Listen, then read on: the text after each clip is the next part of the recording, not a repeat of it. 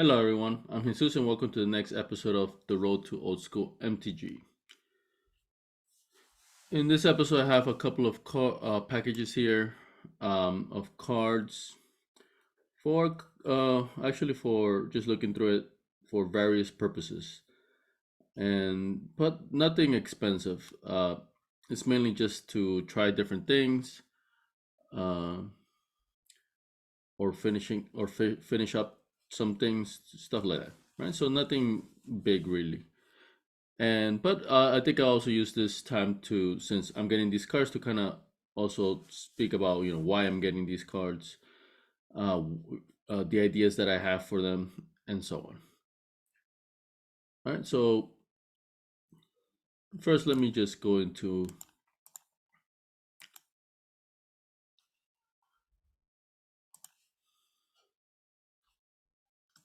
just going into my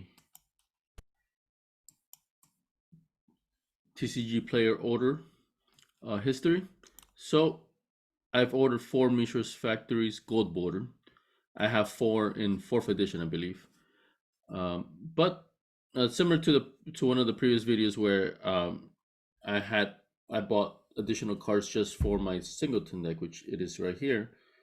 And certain cards I bought a fifth copy of just so that I could just keep it there and not have to keep on constantly swap back and forth. Um, the Mishra's Factories is the same thing. Like I use them so much, they're old school staple. And mainly I have between my Atlantic deck and my X Points deck. Uh, I just wanted, just to avoid the swapping back and forth, so I decided to buy four. But I wanted to be very clearly one a playset is one version, a playset is a different version. So I decided to just go by with the gold border playset to differentiate it from my regular um, fourth edition one. This is still in transit, so I don't have it here, and but I don't intend to make a video just for that one. Right? But I wanted to highlight it that it's one of the cards I'll be getting soon. So here now is more of what you'll see.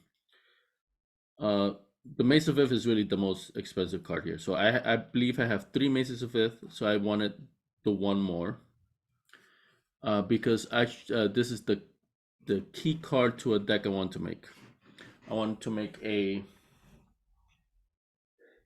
it's hard to explain because it's a bit unique. I want to make a banding deck, basically, that capitalizes on the Maze of Ith um, ability. So let me open up some of these cards here, the bigger image.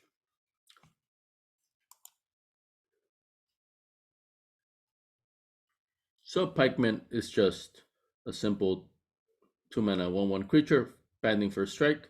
When I first got ordered these, I believe I only had one copy, and then I had other copies, but it didn't have this original art, right? So I couldn't include it in my old school deck. Old school deck rules is you can have a later version of the card as long as it has original border, original art, right? Basically, as long as it looks like this, basically. But uh, but I didn't. But these are so cheap that I just figured I'd buy a playset. But mainly I wanted it for both abilities, first strike and bending. First, initially I had an idea of having a white weenie deck that really had a lot of first strikers with the bending ability, right? So, um, or one or the other, right? So like Pac-Man would band with like white knights that have also first strike, right? And the trick with this and Mace of Ith, so Mace of Ith is you tap it, target attacking creature becomes untapped. This creature neither deals nor receives damage as a result of combat. So let's say your pikeman, right?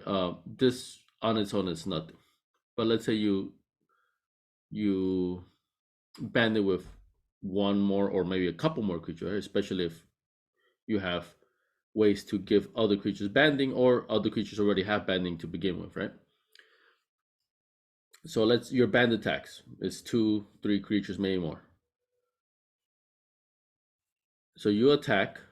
You mace your own, let's say, pikeman. I'm assuming you need to.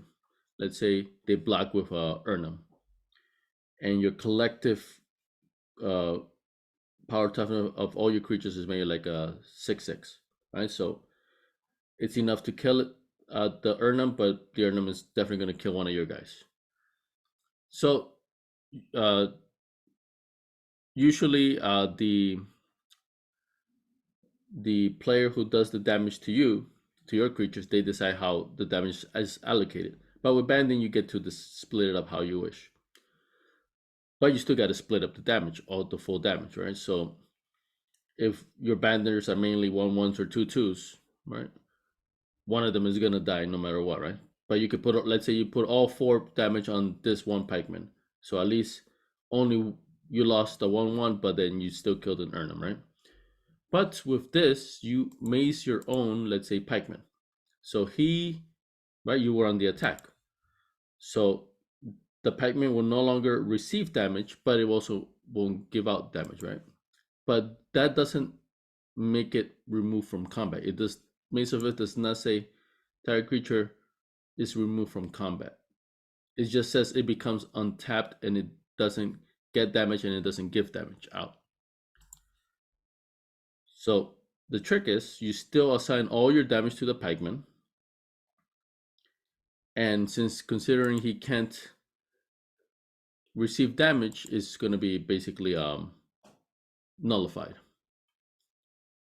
He's still in the band, so you can still assign damage to him, but he cannot give out any damage either, right?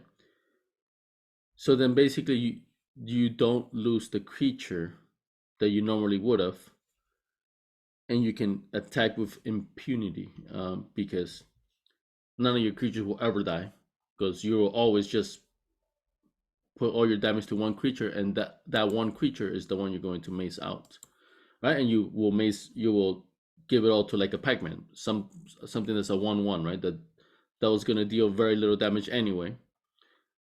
The main value of the pikeman is its banding ability. It has no real attacking or defensive power, right? It's just a 1/1. But because of the banding, it can band with others. You can multiply them, add them up, and then you basically have like a 6/6/7/7 creature, you know, when you aggregate all of them together. Uh, so that's the idea that I initially had. And a lot of these cards are for that. So I only had 3 Maces of Ith because I figured I wouldn't need more than that. But with this deck, now I do need a 4th. So I was looking at prices, and heavy plate or plate or whatever conditions were not all that much cheaper than lightly played. So I just spent 22 for a lightly played one. We'll see how it comes here.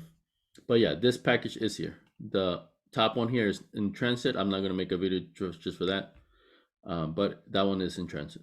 But this package is one of these. Also, 2 sorcerer screens because this is for my X-Point deck. And actually, I guess I will show off my latest X-Points decks that I recently had May participating in the April X Points. I made it past the initial round, but then I lost in the next one, right? But that's always been the case when I made it to the next round. I never made it past the extra round, right? The quarterfinals. Um, so this is the deck I most recently made, and this is also in preparation for LobsterCon, right? Which is basically just a couple weeks away, right? So I need to get in a lot of practice. So, there's 2 maces. I initially had only two because I figured, okay, I'm never gonna need more than two. But then actually I bought one extra for my to keep in my singleton deck. But then that third one, every now and then I do use it. So then I just I keep it here. But now that I'm, if it's not being used, but I have a proxy of a Mace of Ith also, right? So I'm not sure if I had the real one or here or the proxy. I think I put a proxy now here because um, there's no other version of Mace of Ith that's old school legal. Like there's no gold bordered ones basically. So I always have to get them from the dark. And even a cheap one is like 15 bucks. All right, I'm not gonna spend 50 bucks just for something. At least not now, right? Not that I don't have the money, but just mentally annoying to do that, right? So for the gold border Mishra's factory stuff like that, at least it's cheap enough that I can kind of mentally justify it. But this is more substantial. Um, but now I did need the fourth copy, so I have four. But to get back to the sorcerer screen, so this is the version I recently played, and the main addition is here, the evil presence. It was a mistake adding four. Not that it never worked. Sometimes it worked great, but other times it did not work great. Uh, a lot of times it was just a dead card or a card that I could have played, but I didn't feel like it was gonna do much, and I kept in hand, waiting for a Mishra's Factory to be played by opponent, waiting for a desert, something that's gonna really cream me. Um, right, and sometimes the waiting paid off, but in general it was like 50-50, right? And you can't have a card that's 50-50 in your main deck, right? You gotta that goes into sideboard. So I've already made a new version that eliminates these, and I put them in my sideboard. I believe three of them, but I definitely like the idea. I'll definitely like this edition of the evil presence. But I am weak on, let's say, the game draws out, right, which is very common. I This deck is weenies, partially because I don't have any Jusums and I don't plan on ever owning any Jusums. They're way too expensive to justify it, especially when I got other stuff to buy, right, that I want to get. Right? Still want to eventually have a playset of all the dual lands in row ice. Right, so plenty of other stuff I want to get before I even consider just one Jusum. So then, since I knew I wasn't going to do that, and I was going to do a Derrolo or something else, I figured I just lean 100% on the weenie, right? Which I like the deck, and I've made it several times past the first round, right? So it's definitely good. I'm just trying to take it to the next level. But I have two sorcerer queens. Sorcerer queen is a 3-mana creature that it tap, and a target creature becomes 0/2 until end of turn. So yeah, when game's drawn out, and then like it's it made it so that I would, let's say an opponent has an Urnum, and I just got two white knights, I can't attack, right? Or they're attacking me, I can't use both of these to defend. It's not big enough, altogether, right? So it's just I feel the Sorcerer's Queen is a great way to kind of get out of that bind. So I have already had two, and I've included those into my next deck, but now I'm getting two more for this one, right? So that's the mentality of why I'm getting two more Sorcerer's Queens. So I got the two here in 4th edition, yeah. So I already have one in 4th edition and one in revised, I think. But I just like having playsets, so, and they're cheap enough, so I just bought two more. Acacian Infantry, same thing. They are a bander for 1 mana, and I just need a 4. Pikeman, there it is. And Arena. I have one Arena. Now, this is my second Arena. And the difference in price, Arena is in a time shifted version, but it's only like very small, like $1 difference. So it wasn't even worth it. I just bought another original old school version. So Arena, three colorless tap, and basically a creature you control and a creature an opponent controls, and they choose the creature. They fight each other, right? So they deal damage to each other equals to their power. So I had the idea of this would be a great way, a great card. Well, first of all, it's just in general, right? I've been meaning to want to use this. I bought an arena months ago, and I never ever once used it. Partly because I didn't know if it was actually old school legal, or didn't want to come in some kind of a wrong play there, right? And be disqualified if I had entered into an online tournament. But no, it's old school legal. I've checked, and there's a lot of shenanigans to be had with arena. So I'm looking to try it out and try different things. But arena, I had originally thought about with this deck, with the deck that I want to make with the white weenie. I figured it'd be a great way to ping certain creatures out.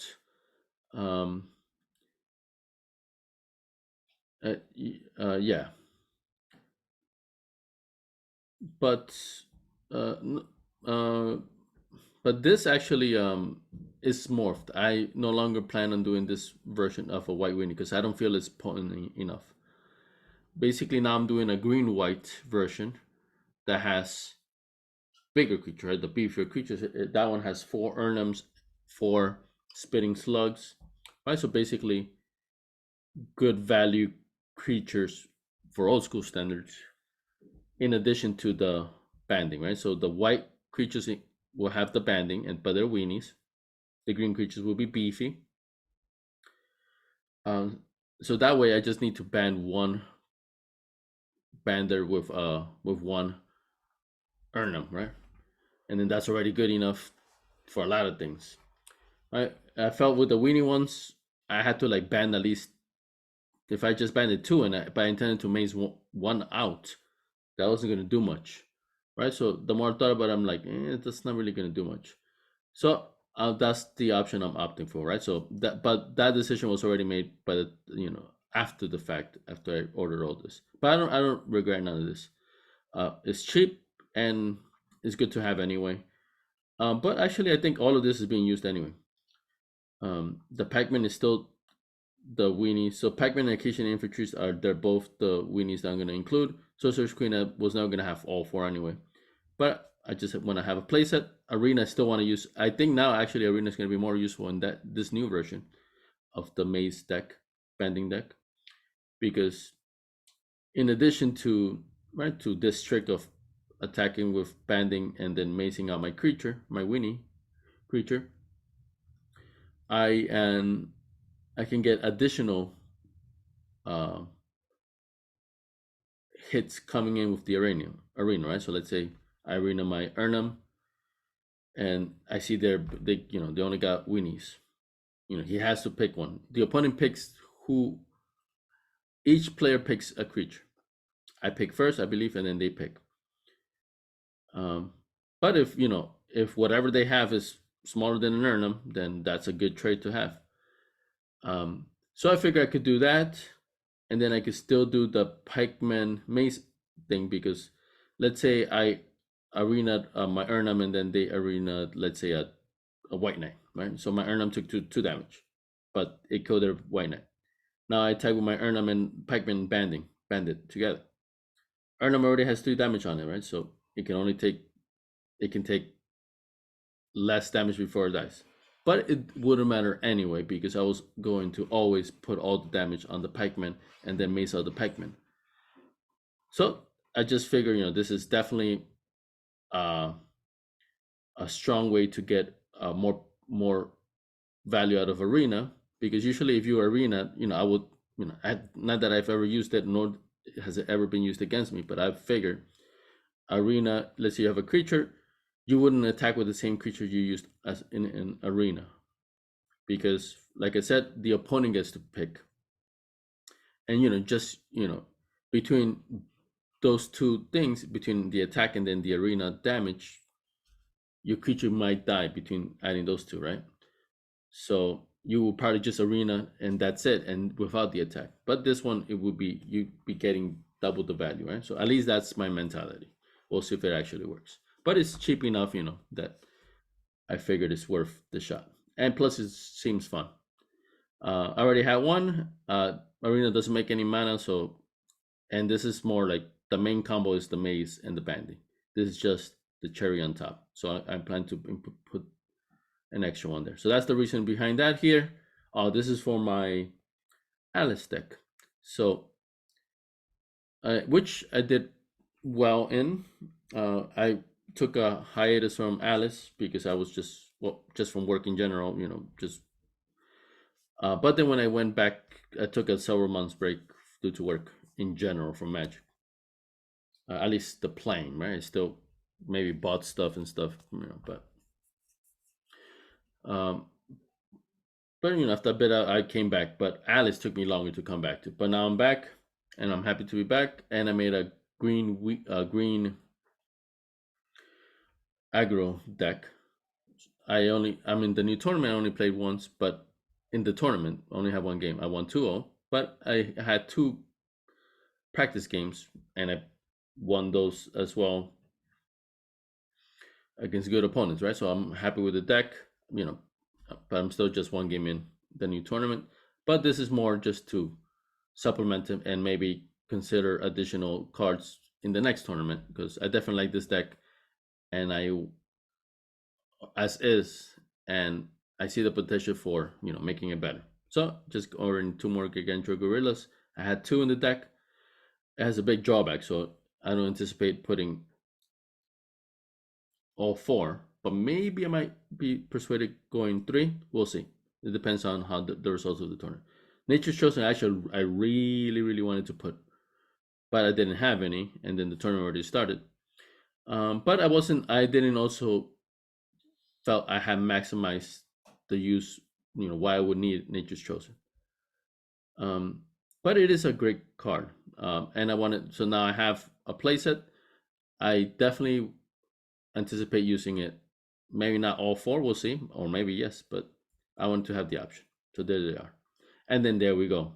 4 more banders. So Timberwolves are just a 1/1 banding creature.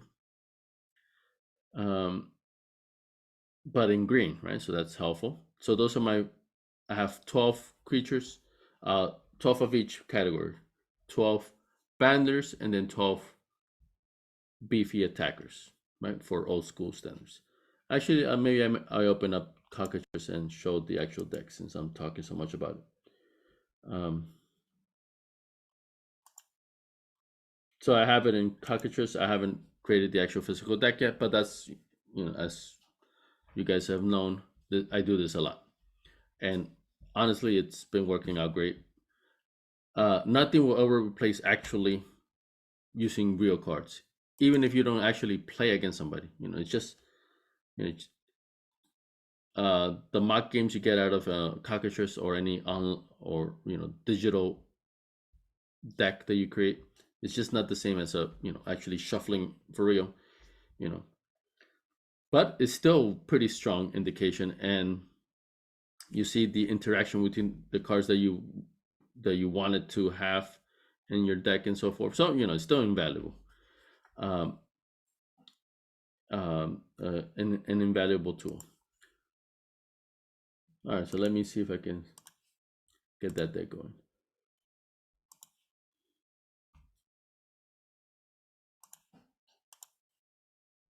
All right, so this is my banding deck that I have so far. Thought up. All right. So mana, just green white. There we go. 4 mazes. So I only had 3, so I needed that 4th. I have 2 Pendelhavens. I have 3, I believe. So this is another one. I might just get the Fortress for my OCD. But there's 2 arenas. So my banders are 4 Acacian Infantry. Oh, Brennan Shearer? Did I change my mind? And 4 Timberwolves. Oh, I guess I did. Acacian. I thought I put the Pikemen. Oh, I believe I took out the Pikemans because it costs 2 mana. Right? And the first strike ability legit has no use, because I'm going to mace. All the banders are there just so they can provide the banding, and they're going to get maced anyway. Like the pikemen would have been useful in my white weenie deck, right? Because then there's less big creatures there on that one, right? But in this new version, the pikemen are not going to get used. But it's still cheap, and it's good to have those 4 cards. But yeah, these are my 4 banders, weenie banders. My 4 big creatures are 4 Urnums, 4 spinning slugs, and then I forgot, but yeah, now I remember 4 juggernauts. Juggernauts in general are decent. They can be good, right? Depends on what opponent you're playing against. But they have 3 toughness, right? So like easily bolted out and so forth, right? So it's that's why a lot of people instead of juggernauts they prefer suchis, right? But only have 1 suchi. And I was considering mages bite the bullet and buy 4, but the uh I want a big a more robust attack, right? So it has 5 power. Plus with the 3 toughness, it's easier to die as opposed to an Urnum, right? Which can take 5 damage. But it doesn't matter. The low toughness doesn't matter in this deck because Juggernaut will always be banded with somebody, hopefully, and then I will mace my bander. Or let's say I have to attack her. You have to attack with the Juggernaut. Anyway, I could mace my own if because I've definitely lost Juggernauts because I had to attack and then my opponent had something bigger or they have first strike creatures and then basically like it just I ended up losing my Juggernaut for nothing because you have to attack it. But in this case, even if that's the case and I have nothing to band it with, I could just mace it up anyway, right? So this seemed like a good card to have in this particular deck. Plus, it's colorless, right? So that's a big reason why I was debating not even adding spitting slugs. They're pretty good. They don't get played a lot in general, right? But they're good. 3 mana for a 2/4. It has a drawback, but the drawback is it's not much of a drawback. But it's 2 green, and I've been getting a lot of mana issues with other decks, right? So just I'm wary of putting too much of. I knew in this particular deck, I wanted to minimize having 2 colored mana in a card. So the spitting slug is the one exception here for the green side, and then I put 3 Serenjos. And this is mainly because I just had 3 slots and I didn't know what else to put. Because this deck, I believe this deck is X points compatible. So moxes are 2 points each, 2, 4. Mixes of Iths are 1 each, 5, 6, 7, 8. I don't think anything else here has an X points value. Yeah. And that's because, just I didn't need to put anything else. But yeah, I just figured the Serenj is just a, solid creature no matter what. The Serenj wouldn't be so particularly great in the banding actually, because no, if you attack as a band, if your defender can block the Timberwolves, they're gonna also block the Serenj, right? So the Serenjus is not necessarily there for this particular reason, of banding it with others. But I mean, it could still be done, right? So it's not like it's not useful at all. But its main usefulness is because of the flying. So I aim to go above, any defenses and so forth, right? So for that case, I wanted, and because I had open slots, I figured 3 Serenjus there. All right, so this is my idea for the deck. And then once again, why I'm choosing to get the cards that I'm getting over here. Right, and there's Timberwolves. I wanted to also show this. I got these cards in another package before this video. I already opened the cards, right? And then, but it's such cheap cards, it wasn't worth it. For Gorilla Chieftains, I needed to have these are the main card I bought 4 in this package because I wanted to include them in my green aggro deck, because the aggro deck, my Alice green aggro deck, mono green aggro deck, is basically has it only had, the attacking creatures were from 5 mana and up, 5, 6, and 7 mana, right? But I felt like I needed to have something that was 4 mana in case uh, I wasn't able to ramp up enough, which happened in several games, and then I had some cards in my hand that I couldn't even cast because either I didn't get enough um, elves to ramp, or I didn't get enough lands. Just I didn't ramp. I have to ramp up, get additional sources of mana in that deck because that's in Alice. Alice is extremely slow. So I figure for this deck, having a big creature by turn 3 is huge in Alice. It's basically almost like unheard of. Um, and you can maybe do one creature, okay, two maybe, right? But this deck actually consistently brings out big threats over and over and over. I have four. Where is it? Over here, right? So maybe I can a quick share. But yeah, here I have 4 Gorilla Chieftains, 3 Folk of the Pines. I already had 1, which is not much. But then the more I thought about it, Folk of the Pines, I thought it wasn't aggressive enough for this deck. But the Gorilla Chieftain things definitely are. So there, I believe I only have 2 Shaman Striders. Oh no, actually 4.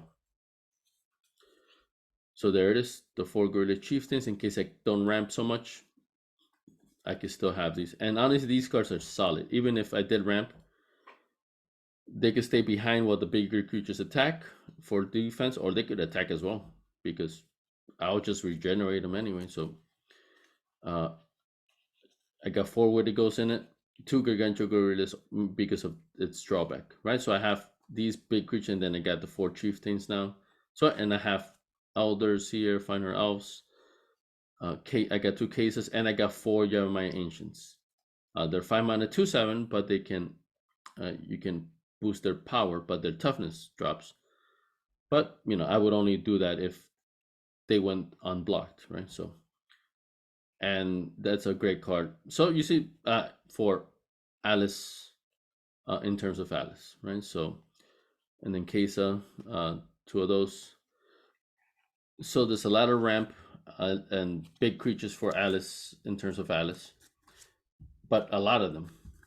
So the deck has been pretty good, but I've only legit played like 3 times only, right? So I can't say 100%, but at least I can say 100%. I like it, and I will continue to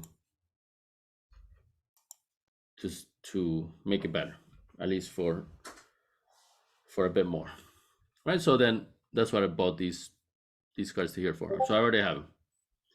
All right, so now let's actually open up these packages here. So let's see.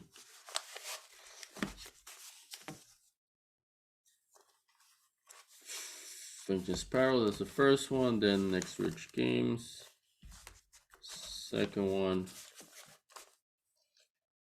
and then the White Lion Games.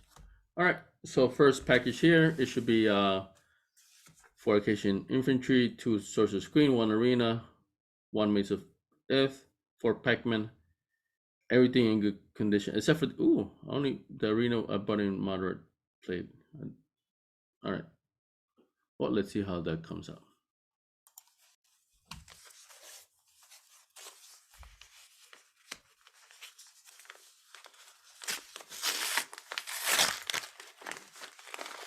So envelope, receipt, card slip, nuts. All right, little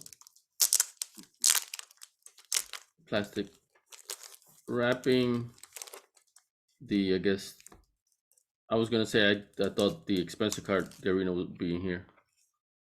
Oh no, I believe the mace is this one has mace? Yeah, $22. But no, everything's just in the penny sleeve. All right, 4 Acacian Infantry, near mint.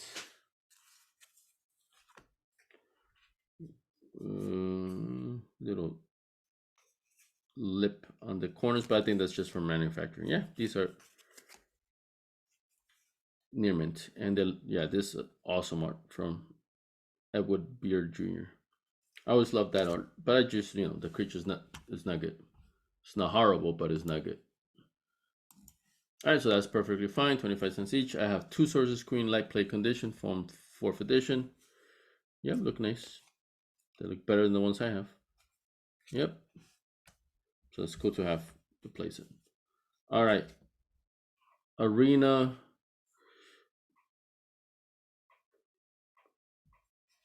Oh, I gotta see this. Arena. Oh no, I already have it. Okay. That's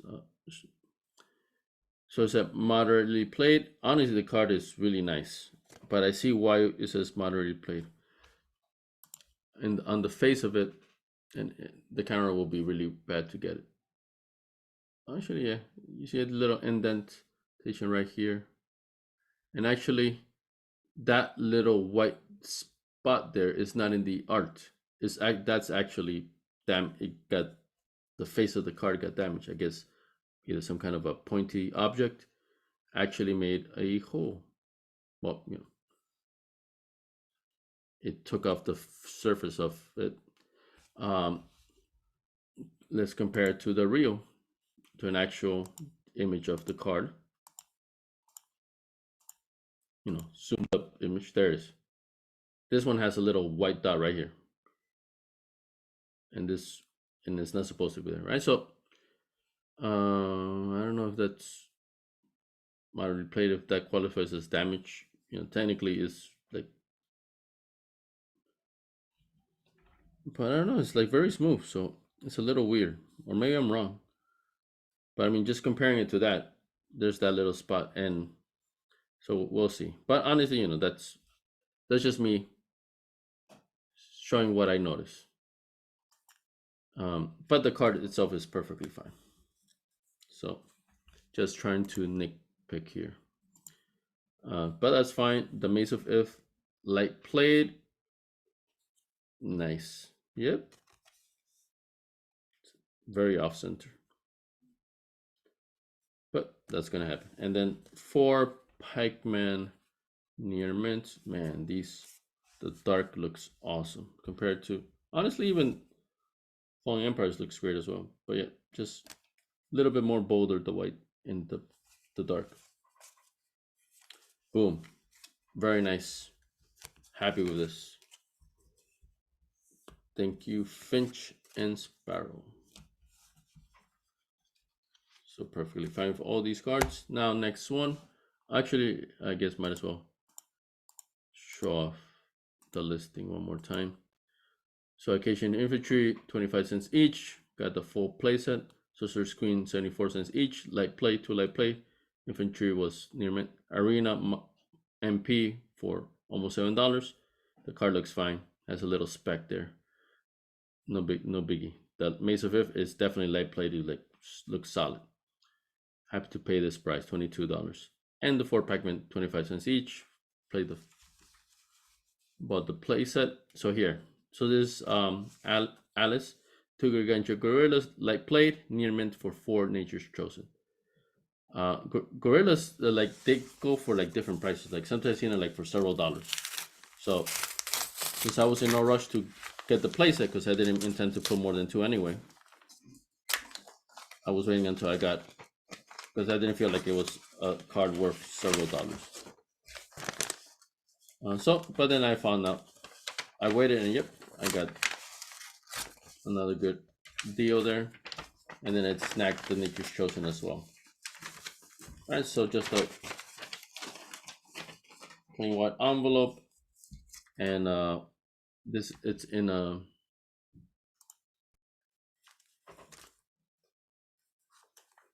page that was cut out, with for card storage bin, a binder from the binder page. There we go. I haven't used a binder in forever. I still have some cards in binders, but they're worthless, so it doesn't do anything. Okay, so I'm I felt it wait, it feels like it has more than 3. more than 2. All right, so he put 3 in each. Oof, really excited about the Nature's Chosen. So 4 Nature's Chosen near mint. Quick look. Looking at the back. Yeah, near mint. That's what they look like. Nice. And then 2 lightly played Gargantua Gorillas. Well, Gargantua and Gorilla. Yeah, honestly, I was just about to say it looks near mint. This one has slightly little, just wear. That this other one doesn't. So honestly, that looks super solid. So happy with that as well. Thank you. Next, Rich Games, and then last one. Oh, that one's pretty simple enough. Let me show it. The 4 Timber Wolves, 50 cents each, so $2. I could have gotten them for cheaper, but like I couldn't get more than like a couple. And I'm like, all right, just let me just get them all from one place. I believe, because these are what, fourth edition. Um, okay, well, we're gonna see. Yeah, fourth edition there. And like I said before, I already have this from a previous package. I just didn't need to want to wait because I needed the cards to start my Alice tournament. All right, so plain white envelope, the receipt, the card. This one came. They put a little cardboard flap. I've seen this a bit, so I appreciate putting in this extra effort. All right, there we go. And they taped it. I don't know if I like that. I guess it's a good thing. They should put flaps on these so that way, because they taped it to it, a little plastic penny sleeve. Oof, man, this card looks awesome. This art is just great. So 4 in 4th edition, near mint. Yep, that is crisp. It's crisp. Nice. Sometimes it's just unbelievable that cards that are this old. Here's the copyright, 95. This thing's about to be 30 years old. It looks like it just was printed yesterday. One of them has two of them have like a little wedge wear at the bottom, so it's definitely not near mint. Two out of the 4. But that just drops it to light play. These are, but from the front looks awesome. So no complaints. It's fine, especially for something so cheap. All right, so good. So I'm excited to try that deck out. Honestly, I'm thinking it might just crash and burn, only because like it's so out there.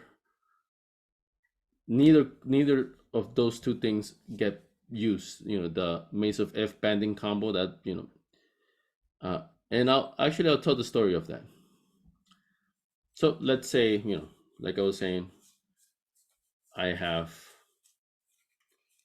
a maze out, my bander out, right? And I got a gargantuan gorilla, right? It's not gonna happen, right? Imagine this on Urnum, whatever, doesn't matter. It's a big creature. So boom, it has banding, so it can band with 1 more. That does not have banding. The attack is a band. Opponent blocks with a Juice, whatever. Right? Of course, in that case, I will not even attack, right? But let's say just they have something that I'm just afraid, might kill off my Urnum, basically. Right? So I attack with both. Whatever happens, I don't really care. I'm gonna mace my Timberwolves. He's not gonna deal this 1 damage, but it's just 1 damage anyway, so it doesn't matter. But the main thing is, he's gonna take all the damage from the attack, and it's going to be nullified. And then this one is its attack goes through unaffected, right? So that's the idea. And the way this came about is just playing in my play group of friends, and a friend of mine had a white weenie deck, and then he had with banding, and then the mace, and then as he was attacking, and then I was blocking. I guess he initially didn't realize this, but somebody else did, or like he did, but like he realized it right there and then. He didn't actually make the deck with that specific purpose in mind, but he said, "Hey," or something, or somebody else noticed it that was watching us, whatever. But we noticed that hey, if you attack as a band, you could just mace out one of your creatures, and it won't die because it'll it can't uh, die from damage, uh, and your other creatures still deal its damage, right? So that's a very big um, hack there, right? Very big combo. So that's the idea, right? That's how that came about. And then Arena is just a very cool card I've been wanting to use, and I figured this is a good time to use, right? So boom, Arena, my Ernum or whatever, with with Arena, and I asked my play group of friends for extra uses of extra tips for Arena. So Arena taps both creatures. So, but what you can do it, I've been told this. Of course, if I don't intend to attack with the creature anyway, I'll just Arena whenever I want, right? At the end of opponent's turn, maybe, right? But let's say it's your turn. I declare attack. I combo these guys out, ban them. After declaring attacks, I Arena my big creature, right? And then they have to pick one of their creatures, right? Of course, I would only do that knowing that they can only pick a creatures of lesser power. That's not going to kill my guy, but my guy's going to kill their guy, right? I would only do it in that case, right? Or to gain some kind of a benefit out of it, right? So I do that. So that's its own thing. That is not affected by the attack, so I can still attack, and so the attack is still going through, right? Because my guy took damage, but he killed the other guy. So now that's one less blocker that they have. And then however they decide to block, doesn't matter. I'm gonna maze this one, and he's still gonna deal its full damage. So there's a lot of combos going on, but I never done any of this, and I've never had anyone do this. Like this, I had it done to me one time, and it was like a fluke thing, right? So it's not tested, right? So, but it seems like it's viable.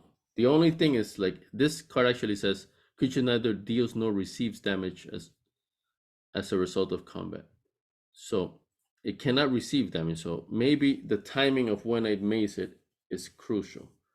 Maybe I have to assign the damage first and then mace it, or maybe even though I mace it, I can still assign it. It's assigning damage and receiving damage, they may be two different things. So I can still assign the damage, but it's not going to receive it. Basically, it's not going to be affected by it. I'm thinking that's the case, right? So that's when wording terminology is crucial. So I like I said, this is not very well tested. It just happened one time, one game. So I gotta maybe I'm wrong, and this doesn't even work at all, right? That's a very real possibility, right? But honestly, I really like the idea so much that I figured I'd give it a try. And the arena thing is just, I thought it just worked nicely in this particular deck, anyway. And I've been wanting to use arena, right? So I may take out the arenas completely. We'll see. But that's the mentality that I have, and I think, looking at cockatrice, I think these are the final cards I need to actually physically make it. So I got the Moxes, I got the Chaos Warp, so now I got the infantries, Vacation infantries. I already have four Juggernauts. I already have Penniless Heroes.